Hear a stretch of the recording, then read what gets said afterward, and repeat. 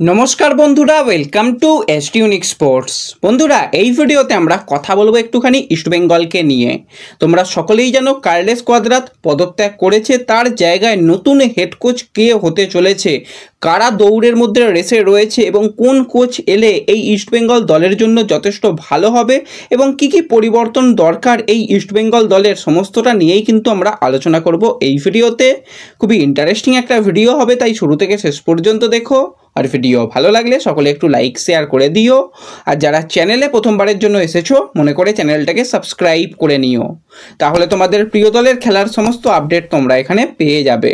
তো চলো আর দেরি না করে ভিডিও শুরু করা যাক। তো কোচ কার্লেস কোয়াদ্রাত পদত্যাগ করেছে, এটা সবথেকে ভালো জিনিস। যদি কোনো রকমভাবে সে পদত্যাগ না করতো, একটা বড় ক্ষতিপূরণ কিন্তু তাকে দিতে হতো। সেটা কিন্তু ইস্টবেঙ্গলের পরবর্তী সময়ে মানে ওই কোচ নির্বাচনের ক্ষেত্রে সমস্যা হতো, একটা আর্থিক ক্ষতিপূরণ মানে অনেকটাই যেত টাকা পয়সা। তো সেই জায়গায় যাই হোক কোচ বাঁচিয়ে দিয়ে গেছে। এবার ব্যাপার হচ্ছে, তাহলে কি ইস্টবেঙ্গলের হেড কোচ হিসাবে আমরা আইএসএলের কোনো পরিচিত কোচকেই দেখতে পাবো, নাকি আইএসএলের বাইরের কোনো কোচ বা কীরকম কোচ দেখতে পেতে পারি? তো বেশ কয়েকটা কোচের সঙ্গে কিন্তু ইস্টবেঙ্গল বর্তমানে কথাবার্তা চালাচ্ছে।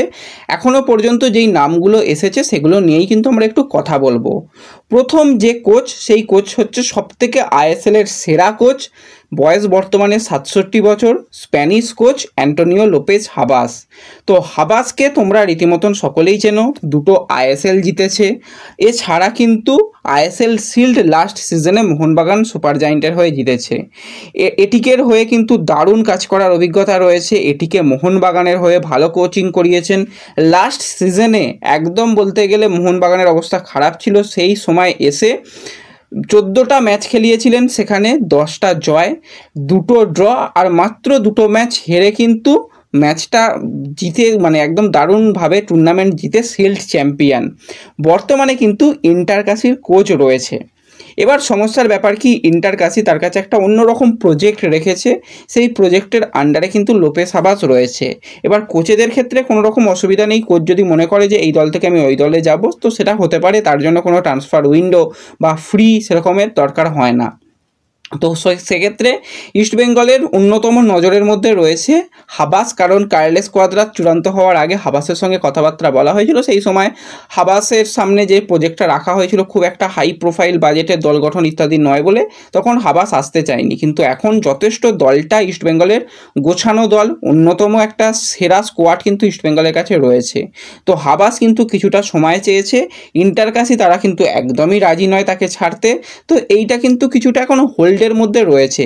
এবার অনেক জায়গা থেকে বলা হবে যে না এই ডিলটা হচ্ছে না, ভেস্তে গেছে, সেরকম কিছু নয়, এখন কিন্তু এটা একটুখানি হোল্ডের মধ্যে রয়েছে। তাছাড়া কিন্তু আরও বেশ কিছু কোচের সঙ্গে কথাবার্তা বলছে, তার মধ্যে যেই কোচ, সেই কোচ নিয়ে তোমাদের ফেসবুক পেজে মোটামুটি 3 দিন আগেই আপডেট দিয়ে দিয়েছিলাম। তখন অনেকে বুঝেছিলে, অনেকে বোঝুনি, ইত্যাদি ইত্যাদি ব্যাপার। তো সেই জন্যই বলি, যে কোনো লেটেস্ট আপডেটের জন্য ফেসবুক পেজে জয়েন হয়ে থেকো, সেখানে কিন্তু ভালো ভালো আপডেট পেয়ে যাবে, কিছু হিন্টসও পেয়ে যাবে, সমস্ত কিছুই কিন্তু পেয়ে যাবে। তো যাই হোক, সেই কোচ হচ্ছে 47 বছর বয়সী স্প্যানিশ কোচ অস্কার ব্রুজন, যে কিন্তু বসুন্ধরা কিংসের হয়ে অসাধারণ একটা সিজন কাটিয়েছেন, একটা নয় একাধিক সিজন কাটিয়েছেন।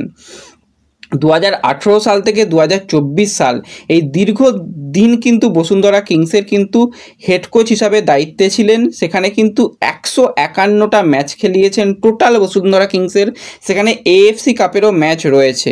তো সেখানে কিন্তু 151 ম্যাচের মধ্যে 120টা ম্যাচ জিতিয়ে দিয়েছিলেন।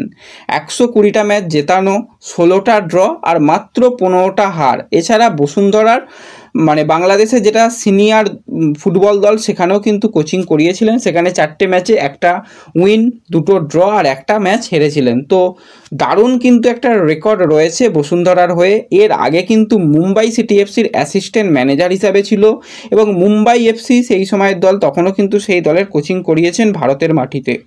আর ভারতের দলের উপর কিন্তু যথেষ্ট ডমিনেট করে এই অস্কার ব্রুজন আমরা দেখেছিলাম। সেটা মোহনবাগানের উপরও কিন্তু আমরা দেখেছিলাম যে এএফসির সময় একটা মানে দারুণভাবে ফাইট দিয়েছিল, এমনকি তাদের হারিয়েও ছিল। অপরদিকে ওড়িশাকেও কিন্তু হারিয়েছিল। তো ডমিনেটিং পারফরমেন্স কিন্তু করায় তার দলকে নিয়ে। তো বসুন্ধরা কিংসের হয়ে 18-19, 20-21, 21-22, 22-23, 23-24 এতগুলো সিজনে কিন্তু বসুন্ধরাকে চ্যাম্পিয়ন করেছিলেন এই অস্কার ব্রুজন। বর্তমানে অস্কার ব্রুজন কিন্তু একদম ফ্রি রয়েছেন, কোনো রকম দলের সঙ্গে যুক্ত নেই। বসুন্ধরা ছাড়ার কারণ কি?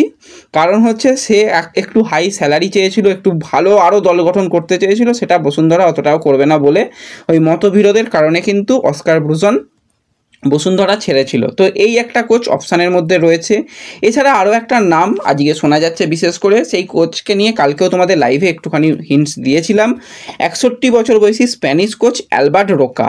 তো রোকা কিন্তু যথেষ্ট ভালো কোচ, কিন্তু যেটা সমস্যা, লাস্ট মানে কোচিং করিয়েছিল 2016-17 সিজনে, মানে বহুদিন আগে লাস্ট কোচিং করিয়েছিল, তারপরে কিন্তু কোনো রকম কোচিংয়ের দায়িত্ব ছিল না।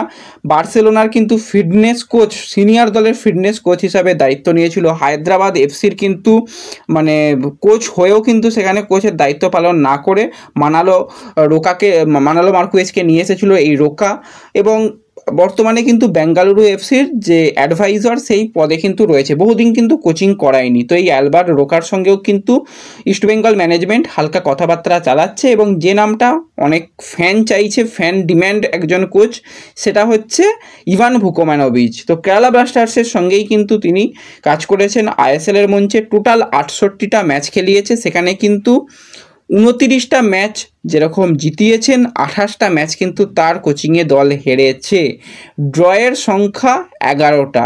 তো একটা অ্যাভারেজ পারফরমেন্স কিন্তু এই ইভান ভুকোমানোভিচেরও রয়েছে। এবার ইভান ভুকোমানোভিচকে ফ্যানেরা কেন বেশি পছন্দ করে, তার যেটা মাঠে এসে মানে ওই সমর্থকদের উপর একটা মানে ভালোবাসা তৈরি করা বা একটা মাঠের মধ্যে অন্যরকম আচরণ করা, সেই কারণেই কিন্তু অনেকটা ফ্যান ফলোয়িং তার কোচ বলা যেতে পারে। কিন্তু এই কেরালার কোচিংয়ে তো কোনো রকম ট্রফি জেতাতে পারেনি, কেরালাকে কোনো দিনই ট্রফি জেতাতে পারেনি। অনেক দিনই কিন্তু কেরালা দলের সঙ্গে যুক্ত ছিল, তাতেও কিন্তু কোনো রকম ট্রফি দিতে পারেনি। 21 সাল থেকে 24 সাল তো কোনো রকম ট্রফি দিতে পারেনি। হ্যাঁ, দল কিছু ক্ষেত্রে কোনো সময় ভালো খেলেছে, কোনো সময় খুব খারাপ গেছে।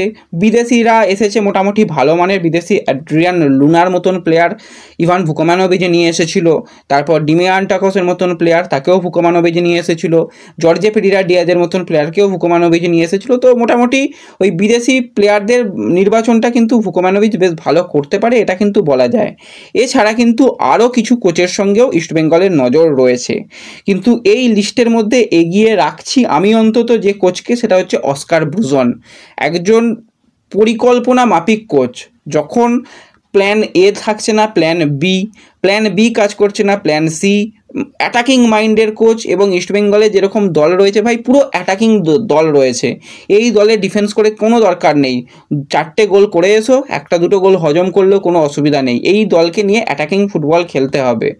আর মূলত আমরা রোকার কথা বলতে পারছি না, কারণ বহুদিন কোচিং করায়নি। আর হাবাজও কিন্তু লাস্ট সিজনে ডিফেন্সিভ মাইন্ড থেকে কিন্তু অ্যাটাকিং মাইন্ডে গিয়ে মোহনবাগানকে সাফল্য এনে দিতে পেরেছিলেন। ইভান ভুকোমানোভিচও কিছুটা মানে ওই অ্যাটাকিং, কিছুটা ডিফেন্সিভ অ্যাভারেজ কোচ।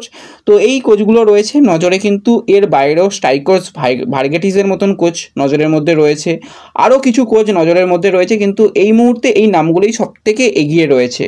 তো যদি পার্সোনালি বলো, তো আমি তো চাই যে হাবাস যদি হয় খুবই ভালো, তা না হলে অস্কার ব্রুজনও বেস্ট অপশান একটা হতে পারে। এবং তার যেহেতু একটা চ্যাম্পিয়ন মেন্টালিটি রয়েছে, তো এরকম কোচকে নিয়ে এলে ইস্টবেঙ্গলের আখেরে ভালো হবে। এবং তার যেরকম বিদেশি সিলেকশন, তোমরা যদি বসুন্ধরা কিংসের দিকে তাকাও, তো সেখানে কিন্তু একটা রভিনো রয়েছে, রফসান রভিনো, অসাধারণ প্লেয়ার, ব্রাজিলিয়ান প্লেয়ার। এমন কিছু তার মার্কেট ভ্যালু নয়, এমন কিছু প্লেয়ার নয়, তাকে নিয়ে এসে যেভাবে তৈরি করেছে। এছাড়া তাদের দলে একটা মিগুয়েলের মতন ব্রাজিলিয়ান প্লেয়ার রয়েছে, মাত্র 24 বছর বয়স, সেও 2টো সিজন মোটামুটি বসুন্ধরাতে খেলছে। ব্রাজিলিয়ান প্লেয়ার, তাকেও কিন্তু স্কাউট করে নিয়ে এসেছিল।